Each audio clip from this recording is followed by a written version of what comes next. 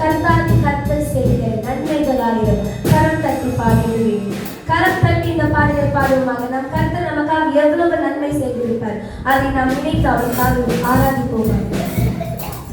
யெகோவா தேவனுக்கு ஆயிரம் நாமங்கள், எதை சொல்லி பாடிடுவேன்.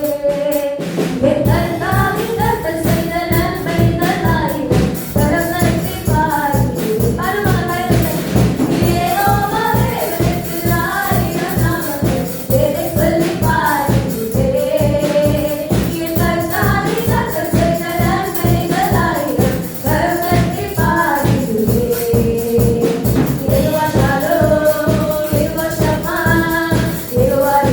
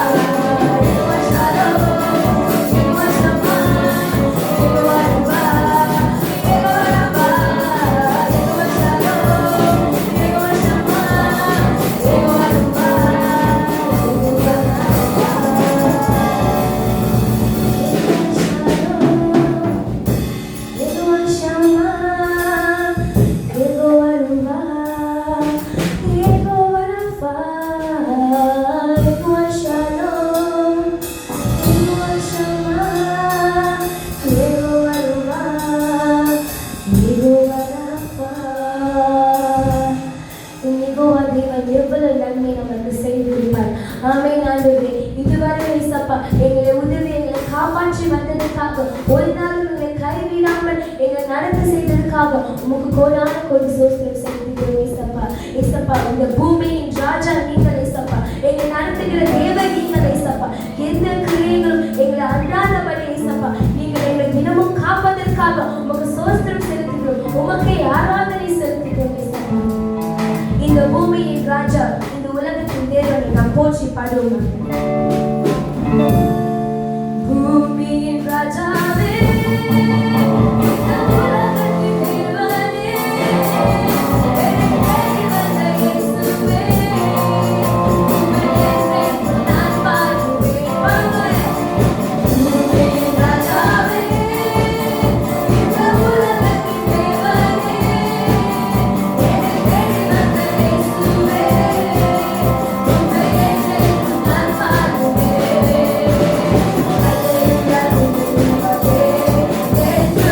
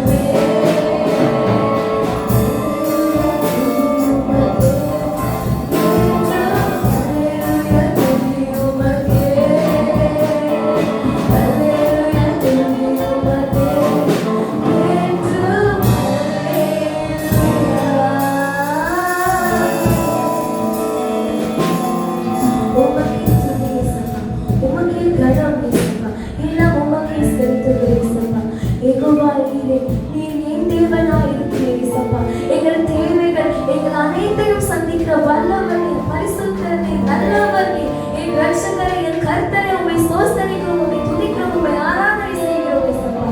எங்கள் தேவனாக இருக்கிற இயேசப்பா, உமக்கு நன்றி செலுத்துகிறோம் இயேசப்பா. ஜெபிக்கிறோம். யெகோவா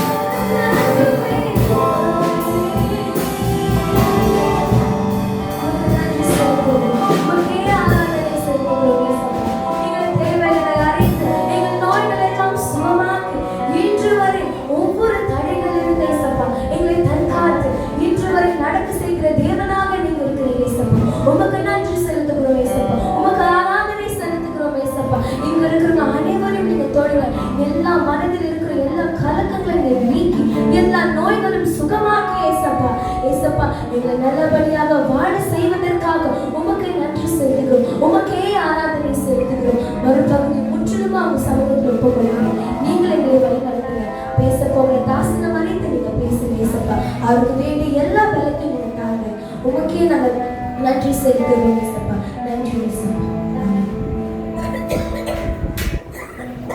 நம்முடைய பிதாவாகும் கடவுளும் ஆண்டவராக இயேசு கிறிஸ்துனாலும் உங்களுக்கு கிருபையும் சமாதானம் உண்டாவதாக. ஆமென். அல்லேலூயா. ஆண்டவர் நல்லவராக இருக்கிறார். மீண்டும் ஒரு வாரம் நம்மளை கொடுத்து நம்மை சந்திக்க செய்த தேவனுக்கு நாம் நன்றி படை செலுத்த வந்திருக்கிறோம். அல்லேலூயா. கர்த்தர் நல்லவராக இருக்கிறார். தொடர்ந்து பாஸ்டருக்காக நீங்கள் ஜெபித்துக் கொண்டிருக்கிறீங்க. அதுக்காக நான் நன்றி சொல்ல கொண்டிருக்கிறேன். ஆண்டவர் இயேசு தான் உங்களை ஆசீர்வதிப்பார். அல்லேலூயா. தேவன் நல்லவராக இருக்கிறார். தொடர்ந்து போன வெனஸ்டே நான் மீண்டும் ஹாஸ்பிட்டலில் அட்மிட் ஆக வேண்டியது. ஏன்னா ஒரு வாரம் நான் வந்து ஹாஸ்பிட்டல் டிஸ்சார்ஜ் ஆகி டயாலிசிஸ் செய்யாமல் இருந்தேன். ஆனால் இப்போ போதும் நான் போன வாரம் திரும்பி அட்மிட் ஆகி ரத்தம் செக் பண்ணாங்க. ரத்தத்தில் லேசாக இம்ப்ரூவ் கொடுத்துருந்தாங்க. இருந்தாலும் அவங்களோட கிட்னி வந்து 5வது லெவல் போனதுனால அது இன்னும் நல்லா வரும். அதனால டயாலிசிஸ் தொடர்ந்து செய்யணுன்றதுக்காக கழுத்தில் எனக்கு ஒரு இது ஊசி போட்டு ஸோ நான் வந்து வாரத்துக்கு 3 நாளாக டயாலிசிஸ். இது வந்து டெம்பரரி தான். நான் விசுவாசிக்கிறேன். நம்ம ஆண்டவர் அநேக அற்புதம் செய்கிறவர், அற்புதம் செய்கிற தேவன், சூழ்நிலைகள் மாத்திர தேவனாக இருக்கிறார். ஆண்டவர் நிச்சயம் தெரியும். நான் இந்த சூழ்நிலைகள் ஆண்டவரோட சித்தம், தேவனோட சித்தம், அது தேவனோட மகிமைக்காக அது என்ன நானும் சொல்கிறேன். இந்த உலகத்தில் உள்ள பாடுகள் உண்டு, இந்த நோய்கள் உண்டு, இந்த கஷ்டங்கள் உண்டு, இடம் நம்மளை சோதிக்கிறார் நம்மளோட விசுவாசம். நான் போன வாரம் கூட சொல்லியிருக்கிறேன். நம்ம சுற்றி வந்து அநேக தேவர்கள் இருக்கிறார்கள். கிறிஸ்தாசியை சுற்றி இந்த இடத்துல ஊழியம் செய்யாமல் இருக்க தடை பண்ணுறதுக்கு கிறிஸ்தாசனமாக அவங்க வேலை செஞ்சுருக்கோம். ஆனால் நம்மளோட வேலை ஜெபிக்கிற வேலை. ஆண்டவர் விடாமல் நம்ம ஜெபிக்கிறோம். ஆண்டவர் மேலே தொடர்ந்து விசுவாசமாக எல்லாருக்கும் பிரச்சனைகள் உண்டு. மனிதனாக பிறக்கும்போது நம்மளுக்கு பிரச்சனை இல்லைன்ற நம்ம சொல்லக்கூடாது. கடவுள் யோபு ஒரு நீதிமான், ஒரு நல்ல ஊழியக்காரர். ஆண்டவர் யோபுக்கு விசுவாசத்தை பர்மிஷன் கொடுக்குறாரு, அனுமதி கொடுக்குறாரு. நீ என் ஊழியக்காரனை சூழ்நிட்டுப்பாரு, அவன் ஒருபோதும் என்னை மறுக்க மாட்டான், எனக்காக சாட்சியாக நிற்பான். கூட நான் பலவீனத்தில் இருந்தாலும் நிறைய பேர் சொல்லியிருக்கிறாரு, இதுதான் முடியாமல் இருக்கிற வீட்டில் ரெஸ்ட் பண்ணேன். ஆனால் இல்லை, ஆண்டவரோட ஊழியம், ஆண்டவரோட நாமம் மகிமைப்பட வேண்டும். எந்த தடைகள் இருந்தாலும் ஆண்டவர் மகிமைக்காக நான் ஊழியம் செய்து கொண்டிருப்பேன். அப்படிங்கிற அளவுக்கு நான் கர்த்தரோட நாமத்துக்கு மகிமையாக செய்வேன். நீங்களும் அதே போல விசுவாசம். நான் சோர்ந்து போய் வீட்டில் இருந்தேன் காப்பி ஆச்சரியப்படி ஆகிட்டாரு நம்மளுக்கு என்ன அப்படின்னு நீங்களும் சோர்ந்து தொடர்ந்து எனக்காக தொடர்ந்து நினைக்கிறீங்க. இன்றைக்கு லென்த் சீசனில் 4வது நாள், இந்த ஃபர்ஸ்ட் சண்டே லென்த்து நாம் கடந்து கொண்டிருக்கிறோம். இன்றைக்கு கொடுத்த வார்த்தைக்காக நாம் தியானம் பண்ணுவோம். ஆண்டவர் இயேசு சொல்கிறார், நான் தான் ஜீவ அப்பம். I am the bread of life. Saya lah roti yang hidup. Inilah perkataan yang diberikan oleh Yesus. Apa maksudnya? Kita nak hidup dalam dunia ini, kita perlu makan kan? நம்ம இந்த உலகத்தில் வாழ வேண்டும்னாக்கா நாம் சாப்பிட வேண்டும். சாப்பாடுனாக்கா நம்ம என்ன ஆயிடுவோம் சொல்லுங்க?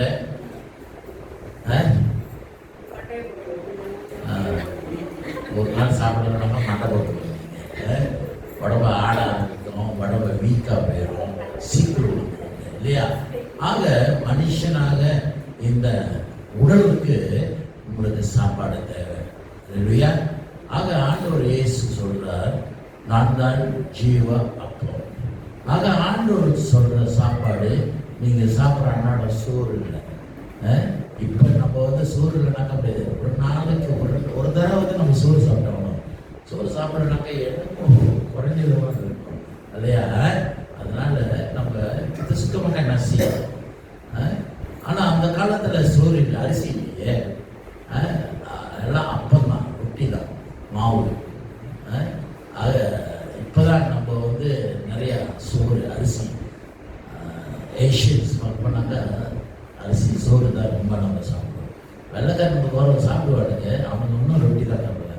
ஆக நம்ம ஆதியிலே பார்க்கும்போது கூட ஆதியிலே ஆண்டவர் இஸ்ரேல் மக்கள்கள் எகிப்து தேசத்திலிருந்து காப்பாற்றி வெளியாக்கும் போது கூட 40 வருஷமாக வண்ணாந்தத்தில் அவர்கள் பிரயாணம் பண்ணிட்டு இருக்கிறார்கள். அந்த வண்ணாந்தத்தில் அவங்க சாப்பிட ஒன்றும் இல்லை.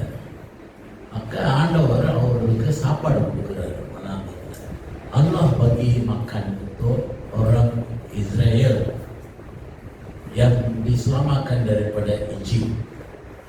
Allah bagi dia makanan. Jadi dia bukan bagi nasi dia, நம்ம மாதிரி சோறு என்ன கணக்கில் அண்டா கணக்கில் சமைச்சு போடல. அவர் ரொட்டி தான். ஏன்னா அவங்களும் ரொட்டி தான். ஆண்டவர் அவர்கள் எகிப்து தேசத்து வெளியாக கூட நீங்கள் ரொட்டி தான் எடுத்துட்டு வெளியாகுங்க, ரொட்டி சாப்பிடணும். இப்போ கூட அந்த பஸ்கா பண்டிகை கூட ரொட்டி அனுசரிக்கிறார்கள். Jadi roti adalah penting dalam zaman berubah. Sekarang kita makan nasi kan. Jadi di sini kita dapati orang Israel yang diselamatkan daripada Egypt itu lapar. 40 tahun mereka merayau untuk nak pergi ke tempat yang Tuhan janjikan kepada mereka. Jadi mereka kelaparan. Mereka merumur saja. Egyptல அடிமையாக இருந்தாலும் பரவாயில்ல, சோறு கொடுத்தாங்க, சாப்பாடு கொடுத்தாங்க. நீ இந்த Moses ஏசுறாங்க, நீங்கள் எங்கள் எகிப்துலேருந்து காப்பாற்ற வண்ணாந்தல் கொண்டாங்க, ஒரு ரொட்டி இல்லை, சாப்பாடு இல்லை, இறைச்சி இல்லை, தண்ணி இல்லை. அந்த மாதிரி முறுமுறுக்கும் போது மோசஸ் ஆண்டவர் விட்டு மன்றாடுகிறார். ஆண்டவர் ஒருபோதும் கைவிடாத ஆண்டவர். உங்கள் ஜபத்தையும் தேவைகளையும் சந்திக்கிற ஆண்டவர் நம் ஆண்டவராக இயேசு கிறிஸ்து. புரியுதுங்களா? ஆக அந்த வண்ணாந்தத்து கூட ஆண்டவர் அவருக்கு சாப்பாடு வாசிமா. அது பழைய கூட வாசிச்சுனேன், நம்ம அதை மலையில் வாசிச்சோமா? உபாகமம் 8:2-3. Deuteronomy chapter 8 verse 2 and 3. உன் தேவனாகிய கர்த்தர் உன்னை சிறுமைப்படுத்தும்படிக்கும் சிறுமை அப்படின்னா என்ன? உன்னை தாழ்மையாக்காம தம்முடைய கட்டளைகளை நீ கை கொள்வாயோ கை கொள்ள மாட்டாய். கை கொள்ள வேண்டும். We have to be obedient. If you disobedient, Wasima, என்று அவர் உன்னை சோதித்து உன் இருதயத்துள்ளதை நீ அறியும்படிக்கு உன்னை இந்த 40 வருஷம் உங்களையே வனாந்திரத்திலே நடத்தினாரு. அப்படி சோதிக்கிறார் ஆண்டவர். உன்னை நான் காப்பாத்தினேன், நீ எனக்கு விசுவாசமா இருக்கிறியா, உண்மையா இருக்கிறியா? அப்படி ஆண்டவர் உன்னை சோதிக்கிறார். நான் கஷ்டப்பட்டு உன்னை காப்பாற்ற வருகிறேன், நீ சேட்டை பண்ணிட்டு இருந்தாங்க. எப்படி உன்னை பிரச்சனைல இருந்து உன்னை வெளியாக்குறேன். நீ அடிமையாக இருந்த எத்தனை வருஷமா? 400 வருஷம் அடிமையாக அவரு. நம்ம ஒரு நாள் அடிமையாக இருந்தாலும் தாங்க மாட்டாங்க. ஆத்திரம் கோச்சிக்கோ, என்ன அடிமைத்தனமா நடத்துறாங்க? உனக்கு எத்தனை வருஷமாக அடிமையாக இருந்தார்கள் எகிப்து தேசத்துல. ஆக ஆண்டவர் அவர்களை காப்பாற்றுறார். அவர்களை ஜபத்தை கேட்கிறார். அவர்களோட குறைகள் பார்த்து காப்பாற்றுறார். காப்பாற்றி மனத்தில் கொண்டு வர்றார். நான் உனக்கு பாலும் தேனும் அடிக்கிற பூமியும் கொடுக்க போறேன். Saya akan bagi kamu kehidupan yang mewah, bumi yang mengalir susu dengan madu. Begitu selesanya bumi itu, begitu gembiranya kalau hidup di situ. Tapi Tuhan nak mengujikan kamu. Adakah kamu betul-betul ikhlas dan jujur terhadap saya? Kamu sebagai hamba di Egypt, saya selamat kamu. Apa balasannya? உன்னை அடிமைத்தனத்திலிருந்து காப்பாற்றி நான் வந்தேன், எனக்கு நீ என்ன செய்ய போற? அப்ப ஆண்டவர் அவர்களை சோதிக்கிறார், வனாந்தரத்துல வழி நடத்துறார். அந்த 400 வருஷம் நீ அடிமையா இருந்தியா, இந்த 40 வருஷம் நீ எனக்கு உண்மையா இருக்கிறியா அப்படின்ட்டு ஆண்டவர் அவங்களை சோதிக்கிறார். நினைச்சாக்க உடனே ஒரே நல்ல ஆண்டவர் அந்த நிலத்தை காட்டிருப்பார். இவனுங்க உண்மையா இருக்கிறான்னு சுத்தல விட்டுட்டு இருந்தாரு. தொடர்ந்து வாசிமா.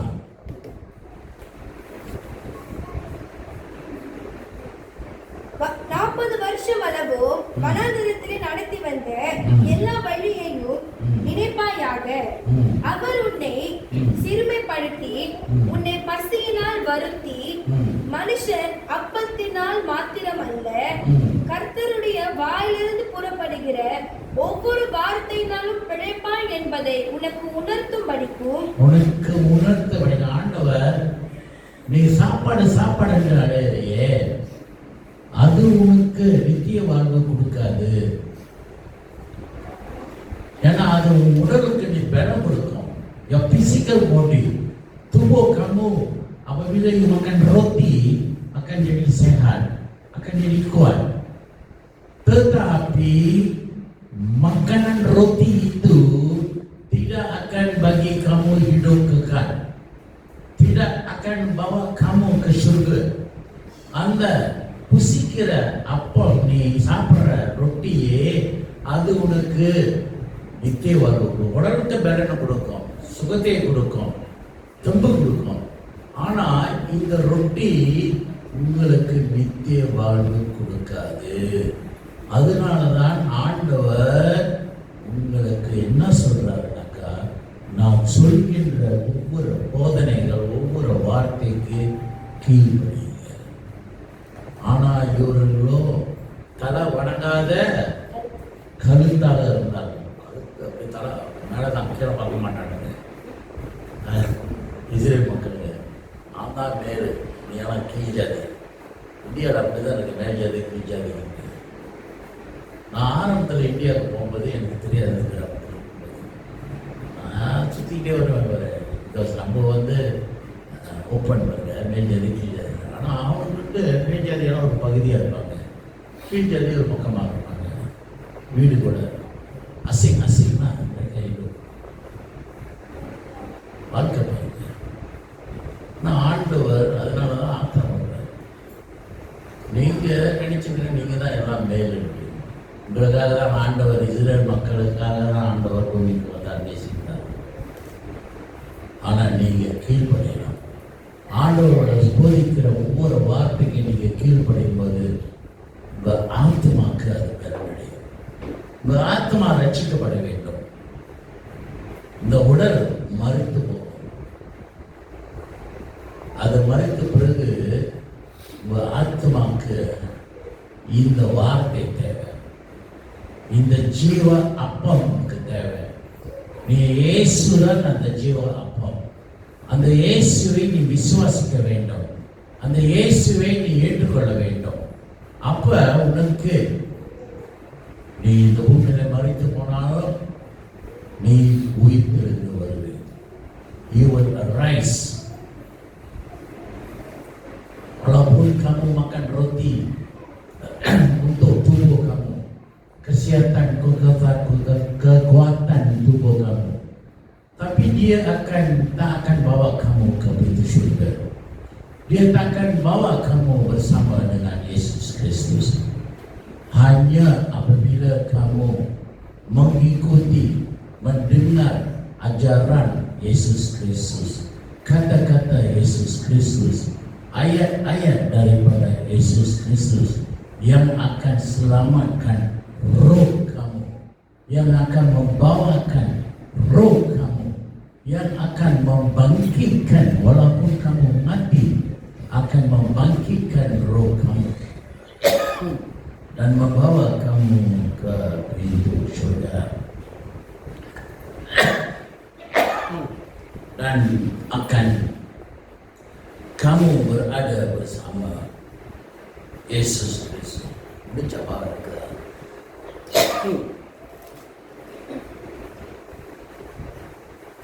கர்த்தருடைய வாயிலிருந்து புறப்படுகிற ஒவ்வொரு வார்த்தையினாலும் வாயிலிருந்து புறப்படுற போதிக்கிற, இப்ப நான் பிரசங்கம் பண்ணிட்டு இருக்கிறேன் ஆண்டவரோட வார்த்தை, அந்த ஒவ்வொரு வார்த்தையும்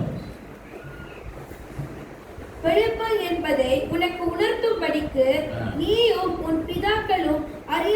இந்த மன்னாவினால் உன்னை போஷித்தார். அது கிறிஸ்துவர்களே, ஆண்டவர் வாயிலிருந்து புறப்படுற ஒவ்வொரு வார்த்தையை நீங்கள் விசுவாசிக்க வேண்டும். அந்த வார்த்தை தான் உங்களுக்கு கிருபையை தரும். வாசியமாக இன்றைக்கு உள்ள சுசுச பகுதி யோவான் 6:51 நானே வானத்திலிருந்து இறங்கின ஜீவ அப்பம். ஆண்டவர் இயேசு வானத்திலிருந்து இறங்கின ஜீவ அப்பம். ஆண்டவர் மனிதனாக வானத்திலிருந்து இந்த பூமிக்கு அவர் பிறந்தார். ஆக அந்த இயேசுவை நீங்க விசுவாசிக்க வேண்டும். தொடர்ந்து இந்த அப்பத்தை புசிக்கிறவர், அந்த இயேசுவை நீங்க விசுவாசிக்கும் போது, ஏற்றுக்கொள்ளும் போது, அந்த இயேசுதான் என் தேவன், அந்த இயேசுதான் என்னை kapatta போறார், Yesuslah yang akan menyelamatkan saya. Apabila kamu percaya kepada Yesus Kristus yang datang daripada surga itu, என்றென்றைக்கும் பிழைப்பார். selama-lamanya kamu akan hidup. Apa நீங்கள் kerana அந்த அப்பத்தை நீ புசிக்கும் போது ஆண்டவர் ஆத்மாவை அவர் உயிர்த்தருவார். வருகிலே ஞாயிற்று நாட்களிலே ஒரு ஆத்மா ஞாயிற்று அவரோடு நிரந்தரமாக நம்ம இருக்க அவர் வாக்குத்தத்தம் கொடுக்கிறார். ஆக இயேசுவை நம்புங்க. இயேசுதான் ஆண்டவர் என்று விசுவாசிங்க. இயேசுதான் என்னை காப்பாற்ற போறாரு. இயேசுதான் என்னைய பரலோகத்துக்கு கொண்டு போக போறார். எந்த மனுஷனாலும் முடியாது, எந்த கொம்பனாலும் முடியாது. புரியுதுங்களா? ஆண்டவர் சொல்றார், நான் தான் அந்த வானத்திலிருந்து வந்த ஜீவ அப்பம். அப்ப அந்த இயேசுவை நீங்க நம்பி விசுவாசிக்க வேண்டும். தொடர்ந்து நான் கொடுக்கும் அப்பம் உலகத்தின் ஜீவனுக்காக நான் கொடுக்கும் என் மாம்சமே என்றார். பாருங்க, அவர் என்ன சொல்றார்? அவர் கொடுக்கிற அப்பம் அவரோட மாம்சம், அவர் உடலே அவர் கொடுக்கிறார். அப்புறம் அவரோட ரத்தத்தையே அவர் நம்புகிறார். அதுதான் நம்ம ராபோஜனை எடுக்கிறோம் இல்லையா, ஒழிக்கிறோம். Remember in remembrance of me, என் நினைவாக இந்த ஜீவ அப்பம் நீங்க அப்பம் எடுக்கலாம். அதனால தான் இயேசு விசுவாசனை நீங்கள் ஞானசானம் எடுக்க வேண்டும். அந்த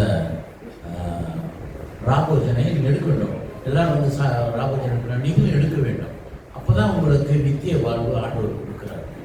ஆக அது நீங்கள் விசுவாசிக்க வேண்டும். நீங்கள் சீக்கிரத்தில் எல்லாரும் அது உண்மையாக நீங்கள் எடுக்க வேண்டும். சும்மா ஐயோ சொல்லிட்டாங்களே, என் அப்பா சொல்லிட்டாரு, அம்மா சொல்லிட்டாரு, அதனால அப்பத்தை எடுக்காதுங்க. When you want to take the Holy Communion, take it sincerely. உண்மையாக விசுவாசமாக, இது ஆண்டவரோட உடல், இது ஆண்டவரோட ரத்தம், அதுதான் உங்களுக்கு நித்திய வாழ்வு. ஆக நீங்கள் ஒவ்வொரு மாதமும் சில சபையில் வாரம் செய்வாங்க. ஆனால் நம்ம மாதத்துக்கு ஒரு தடவை ஓகே தான். ஆனால் ஆண்டவர் நினைவாக நம்ம செய்கிறோம், ஆண்டவர் சொன்ன பிரகாரம். அதனால நீங்கள் அந்த ராபூஜனை எடுக்காமல் விட்டுறாங்க. புரியுதுங்களா? அது ஆண்டவர் உங்களுக்கு நித்திய வாழ்வு கொடுக்கிற ஆசீர்வாதம். தொடர்ந்து அப்பொழுது யூதர்கள் இவன் தன்னுடைய மாம்சத்தை எப்படி நமக்கு புசிக்க கொடுப்பான் என்று தங்களுக்குள்ளே வாக்குவாதம் பண்ணினார்கள். மனுஷனுக்கு இது புரியாது. நீங்களும் சொன்னாங்க, என்ன பாஸ்டர் ஆண்டவரோட சரீரன்றாரு, ஆண்டவரோட ரத்தன்றாரு, அதை என்னை சாப்பிட சொல்றாங்க, என்னை குடிக்க சொல்றாங்க. மனுஷனுக்கு ஆண்டவரை விசுவாசிக்காதவங்களுக்கு இதோட அர்த்தம் புரியாது. Kamu takkan paham maksud apabila Yesus kata makanlah tubuh saya, minumlah darah saya. Kamu mungkin akan fikir, betul dia tu. Saya bukan binatang lah memakan tubuh. Mereka manusia yang சாப்பிடும். நீ சிக்கத்துக்கு போய் பாரு, அப்படியே போட்டு கேசி ஏசி அப்படின்னு போது பார்க்காத, கவனு கவியோடைய அது மிருகங்களோட தன்மை. itu adalah binatang. Tapi kamu mungkin berkata, apalah saya memakan badan Yesus Kristus, tubuh Yesus Kristus. minum darah. Tapi Yesus kata di sini, seumpamanya உதாரணத்துக்கு இந்த ரொட்டி நீ சாப்பிடல அது என் உடல், இந்த திராட்சை ரசம் நீ குடிக்கலையே அது என் ரத்தம். ஒரு உதாரணத்துக்கு தான். அது என்னோட உடலும் என்னோட ரத்தம் என்று நீ விசுவாசிக்க வேண்டும். ஆண்டவரே என்னோட இருக்கிறார், ஆண்டவரே என்னோட பெருநாக இருக்கிறார். இந்த அப்பத்தின் மூலியமாக நான் என் சரீரம் மட்டுமல்ல என்னோட சோல் ஆத்மாவும் பலனடைய வேண்டும். ஆண்டவர் வருகையிலே நான் நியாயத்திற்கப்படும் போது ஆண்டவருக்கு உண்மையான ஊழியக்காரனாக உண்மையான விசுவாசியாக நான் காணப்பட வேண்டும் என்று நீங்கள் நம்ப வேண்டும். அந்த ரத்தத்தின் மூலியமாக நான் பலனடைய வேண்டும், நான் சுகமடைய வேண்டும். இயேசுவின் ரத்தத்தாலே நீ ஜபம் செய்வது விசுவாசே ஓடிடுவான். இயேசு ரத்தத்தினாலே ஓடி போனாலே ஓடிடும். ஏன்னா அவரோட ரத்தம் பரிசுத்தம். Dari-darah Yesus saya berdoa, pergilah kamu si syaitan, si iblis, dia akan lari tahu. Sebab itu, bagi itulah keistimewaan darah dan tubuh Yesus. Sebab itu kita membuat setiap bulan mengingati perbuatan ini. Sebab ini adalah hukuman daripada Yesus Kristus sendiri. Supaya kamu buatlah apa yang saya cakap ini, kamu dengarlah apa yang saya cakap ini. நான் சொன்னபடி நீ கீழ்ப்படி செயல்படு, உனக்கு நித்திய வாழ்வு உண்டு, உனக்கு ஆசீர்வாதங்கள் உண்டு. தொடர்ந்து அதற்கு இயேசு அவர்களை நோக்கி, நீங்கள் மனுஷருடைய மாம்சத்தை புசியாமலும் அவருடைய ரத்தத்தை பானம் பண்ணாமலும் இருந்தால் உங்களுக்குள்ளே ஜீவன் இல்லை என்று மெய்யாகவே உங்களுக்கு சொல்லுகிறேன். பாருங்க, நீங்க மனுஷன் இந்த சோறு சாப்பிட்டுட்டு தண்ணி குடிச்சுட்டு இதே போத என் உடலுக்கு மேல ஓகே, நீங்க உயிர் இருக்கிற வரைக்கும் அந்த உடலுக்கு அது okay. Kamu dah hidup dalam dunia ini, kamu makan nasi lah, minum lah, air lah, apa pun okey lah, jus lah, itu untuk tubuh badan saja. Bila tubuh badan kamu mati, dia akan hilang dalam dunia ini. Kamu akan ditanam dan dia akan hilang begitu. Kemudian okay தான், அது உங்கள் காலத்தை கொடுக்கும். ஆனால் நீ இந்த உலகத்தை விட்டு மறுக்கும் போது அந்த உடல் பூமியோட போயிடும். அந்த உடல் நீ பரலோகத்துக்கு கொண்டு போக முடியாது. அதையிலே அநேகருக்கு விசுவாசிக்காம இதே போதும் சாப்பாடு கொடுக்கும் அப்படின்னு சாப்பிட்டவங்க இப்போ உயிராக இருக்கிறாங்கன்னா மருந்துக்கு எங்கே இருக்கிறாங்க தெரியல. அதனால இயேசுவை நாம் விசுவாசிக்கிறோம், அந்த ராமோஜனத்தில் நாம் பங்கு கொள்கிறோம். நம்மளுக்கு நித்திய வாழ்வு அவர் உத்தரவு கொடுக்கிறார், அந்த உயிர்த்தெழுதலில் உத்தரவு கொடுக்கிறார்.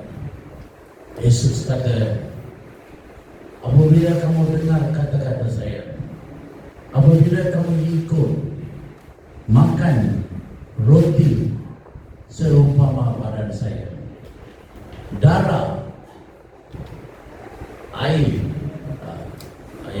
anggur seumpamanya darah saya, roh kamu akan hidup bersama saya.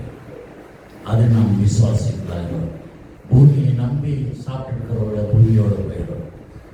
ஆனால் அதான் ஆண்டவர் சொல்றார், விளையாடுறாங்க. இஸ்ரேல் மக்கள்கள் 40 வருஷம் ஆண்டவர் சாப்பாடு கொடுத்துட்டு இருந்தார். ஆனால் அவங்களை இயேசுவை விசுவாசிக்கிறார்.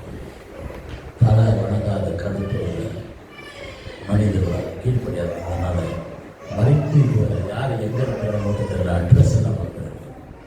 ஆனால் நம்ம இயேசு யாருன்னு தெரியும். kita tahu siapa itu Yesus. Kita kena percayalah kata-kata Yesus. Dia akan bagi kita kehidupan yang kekal. என் மாம்சத்தை புசித்து என் ரத்தத்தை பானம் பண்ணுகிறவனுக்கு நித்திய ஜீவன் உண்டு, நான் அவனை கடைசி நாளில் எழுப்புவேன். என் மாம்சம் மெய்யான போஜனமா இருக்கிறது, என் ரத்தம் மெய்யான பானமா இருக்கிறது. ஹல்லேலூயா. ஆக அந்த ராபோஜன பழக்கத்தை இயேசுவை விசுவாசிக்கிற நம்ம கடைபிடிக்க வேண்டும். அதுதான் ஆண்டவர் ஒதுக்கிறார். நீங்கள் செய்ய, நீ மறித்தாலும் நீ உயிரோடு எழும்புவ. அது நம் விசுவாசிகளாக இருக்க வேண்டும். வாசிமா வாசிக்கப்பட்ட பகுதி நிறுவபக்தி வாசிமா கொரிந்தியர்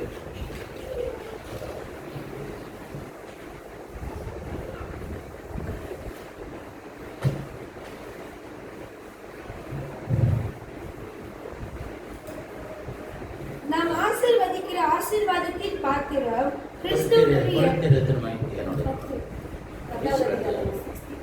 கொரிந்தியர் 10:16-17 கொரிந்தியர் 10:16-17 வாசிமா. நாம் ஆசீர்வதிக்கிற ஆசீர்வாதத்தின் பாத்திரம் கிறிஸ்துவனுடைய இரத்தத்தில் ஐக்கியமா இருக்கிறது அல்லவா? நாம் பிற்கிற அப்பம் கிறிஸ்துவனுடைய சரீரத்தில் ஐக்கியமா இருக்கிறது அல்லவா? அந்த ஒரே அப்பத்தில் நாம் எல்லாரும் கிறிஸ்துவை விசுவாசிக்கிறோம். அதே அப்பத்தில் நம்ம எல்லாரும் பங்கு கொள்கிறோம். பங்கு பெறுகிறதால் அநேகரான நாம் ஒரே அப்பமும் ஒரே சரீரமா இருக்கிறோம். நாம ஒரே அப்பமும் ஒரே சரீரமாக இருக்கிறோம். ஆக அந்த இயேசுதான் அந்த ஜீவ அப்பம். He is the bread of life. Yesuslah roti yang hidup. Yang akan bagi kamu hidup yang kekal. Percayalah Yesus Kristus. விசுவாசம் நம்புங்க. இயேசுவை பின்பற்றுங்க. கர்த்தர் தானே உங்களையும் தொடர்ந்து ஒவ்வொரு நாளும் நடந்து வராங்க. ஆக நீங்க இயேசுவோட நீங்க இருக்கும்போது உங்களுக்கு பாவம் மன்னிப்பு, உங்களுக்கு புது வாழ்வை உண்டு, உங்களுக்கு நித்திய nambiki undi. Apabila kamu percaya dan ikuti kata-kata Yesus Kristus, kamu akan terima kemaafan dosa-dosa kamu. Kamu akan dapat satu kehidupan yang baru. Kamu akan dapat satu kepercayaan yang kekal dalam Yesus Kristus. Kristus பிரியமானவர்களே, இன்றைக்கு நம்மளே ஆனந்த பார்ப்போம். இதெல்லாம் கேட்டு சீசர்கள் கடந்து நம்ம வாசிக்கும் போது அநேகர் ஓடி போயிட்டாங்க. இது எங்கேயாவது நம்புற மாதிரி இருக்குதா? அவரோட உடலை சாப்பிட சொல்றாரு, அவரோட ரத்தத்தை குடிக்க சொல்றாரு. இந்த மாதிரி போதனை நம்ம வீக்கோ பண்ண முடியாது. நீங்களும் சந்தேகம் உண்டாகலாம். ஆனால் விசுவாசிங்க, இயேசு எனக்காக ரத்தத்தை செய்தார், இயேசு எனக்காக உயிர் கொடுத்தார், இயேசு எனக்காக பாவ மன்னிப்பு கொடுத்தார், இயேசு எனக்காக நித்திய வாழ்வு கொடுக்க போறார். அதை நீங்கள் விசுவாசிக்கும் போது உங்களுக்குள்ளே ஆண்டவர் அநேக நன்மைகள் உண்டு. ஆகையால் உங்களோட வாழ்க்கையிலே தொடர்ந்து ஜெபிங்க, வேத வசனங்கள் வாசிங்க, ஆண்டவரை விசுவாசிங்க, ஆண்டவரோட வார்த்தைக்கு கீழ்ப்படியும்படி teruslah berdoa percaya kepada Yesus Kristus. Bacalah Alkitab, kata-kata yang Yesus bagi pada kita, dan ikutilah, turutilah, percayalah Yesus adalah Tuhan yang akan membagi kita kehidupan dekat dalam beliau dia hasil kita jabat sebab anda takap nak anda Yesus இந்த நாளுக்காக நாங்கள் நன்றி சொல்கிறோம். இந்த நாள் தொடர்ந்து உங்களுக்கு மகிமையாக எல்லா காரியங்களும் நடக்கிறது. இப்போதைக்கு பிரகாரம் நாங்கள் கீழ்படிய எங்களை பலப்படுத்தும், எங்கள் விசுவாசத்தை நடத்தும். நீ சொன்ன காரியத்தை ஒவ்வொன்றும் நாங்கள் கீழ்படிய எங்களை நடத்த முடியாத ஆண்டவராக இயேசு நாமத்தில் இருக்கிறோம். நல்ல இப்போது நாம் ஒரு காணிக்கப்பட பாடி தேவனுக்கு